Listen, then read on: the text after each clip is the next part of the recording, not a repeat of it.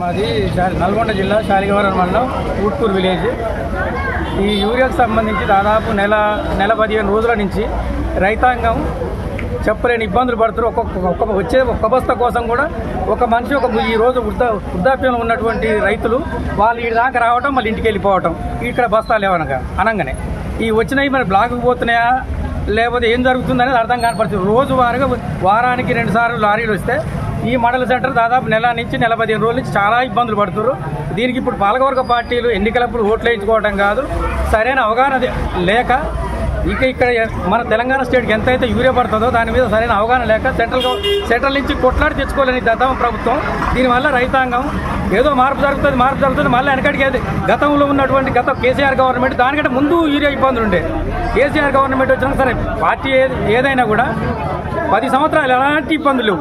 ఇప్పుడు దాదాపు 15 రోజుల నుంచి పడే ఇబ్బందులు రానికి ఇంటికాడ పని చేసుకోలేకుండా ఇక్కడికి వచ్చి చాలా మంది నీరసని ఇచ్చి హాస్పిటల్ పోతున్న పరిస్థితి, చాలా ఇబ్బందులు ఉన్నాయి. దీన్ని ఇప్పటి నుంచి అయినా కూడా ప్రభుత్వం దీని మీద చొరవ తీసుకొని ఇబ్బందులు లేకుండా, అందులో ఒకటి ఇంకోటి ప్రధానంగా మొన్న నాట్లు వేసినటువంటి వరిసేలు ఆల్రెడీ ఇంతున్నాయి, ఇంతవరకు యూరియా వేయలేని పరిస్థితి. ఆ పంట దిగుబడి రాదు. రైతాంగం పెట్టుబడులు విపరీతంగా పెట్టుబడుల రేట్లు పెరిగినాయి. దాని మందలించే నాదులు లేడు. అసలు ఏం చేస్తున్నారు ఈ ప్రభుత్వం? లంచాలకు ఇక్కడ ఉన్న స్థానిక ఎమ్మెల్యే కానీ స్థానిక ఎంపీ గారు ఉండరు. ఇక్కడ కనీసం తన మండలం అనే సోయి లేకుండా కనీసం బస్తాలు మరి ఇక్కడికి అదనంగా 4 లారీల బస్తాలు 5 లారీల బస్తాలు పంపించాల్సింది.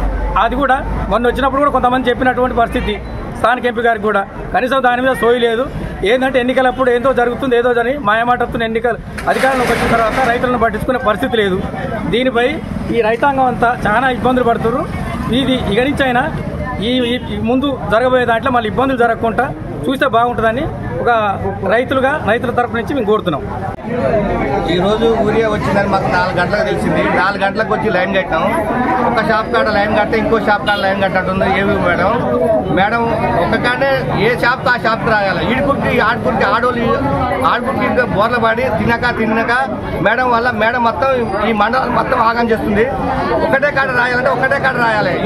ఆడుకుంటూ అంటే ఈడిపోతుంది ఆడిపోతుంది ఒక్క బస్తా కూడా దొరుకుతుంది మాకు.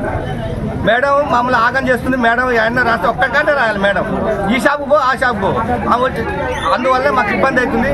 మేడం ని సస్పెండ్ చేస్తారా ఏం చేస్తారా మొత్తం మేడంనే ఆగం చేస్తుంది, ఉరికిస్తుంది మమ్మల్ని రోడ్ల మీద. ఏ మేడం? ఏవో మేడం. ఏ మేడం? మండల అధికారి.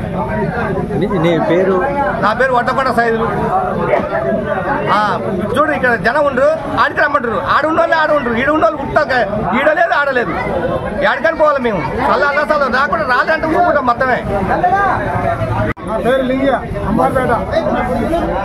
రైతులకు ఏ మాత్రం కూడా సౌకర్యం అందించలేదు గవర్నమెంట్. అధికారులు కూడా ఏం పట్టించుకుంటలేదు. రేవంత్ రెడ్డి మోడీ కూడా మాకు సౌకర్యం ఇస్తలేదు.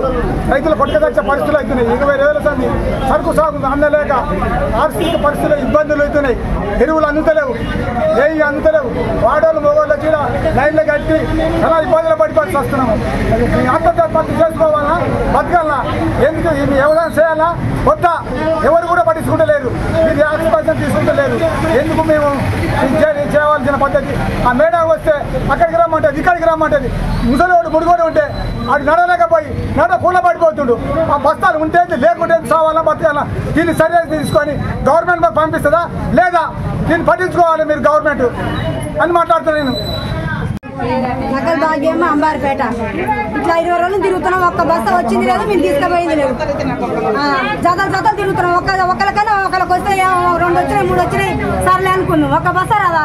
ఏమిటికి మేము తిరగాలి? 4 గంటలకు 5 గంటలు లేచి వచ్చి ఎన్ని రోజులు తిరుగుతున్నారు? 20 రోజులు తిరుగుతున్నాం. నాటేసా కానీ తిరుగుతున్నాం. ఇంతవరకు ఒక్క బస్తా పడదా? అలా మేము ఆ కౌళ్ళకు బట్టి చేసి ఏం చక్కదనం లేనప్పులు పెట్టుకొని ఇక మందు డబ్బు అందుకోవాల్సింది. దానికి మించి ఏం లేదు. అప్పులు గుంజుకొచ్చి అప్పులకి వేయలేక ఊరు పెట్టుకొని సావాలి ఇంట్లో. గతంలో ఇలాంటి ఇబ్బందులు జరిగినాయి మీకు? ఇంతకుముందు ఇట్లాంటి ఇబ్బందులు ఏమైనా జరిగినాయి? ఇబ్బంది లేదు. అనుకుంటే మరి మేము చేద్దామో చేయకపోతే ఆ శాత చేయకుండా ఇంట్లో పడా పెడుతూ. మీ వ్యాపారం అభివృద్ధి కావాలని కోరుకుంటున్నారా? అయితే వెంటనే క్యూనోస్ ని సంప్రదించండి. Schools, colleges, banks, shops, office promotions, land promotions, political promotions, restaurant promotions, hospital promotions పుట్టినరోజు వేడుకలు, శుభకార్యాలు, వ్యాపారాలు ఏవైనా, సందర్భం ఏదైనా ఇప్పుడే క్యూన్యూస్ ద్వారా తెలియజేయండి. మీ వ్యాపారాన్ని అభివృద్ధి చేసుకోండి.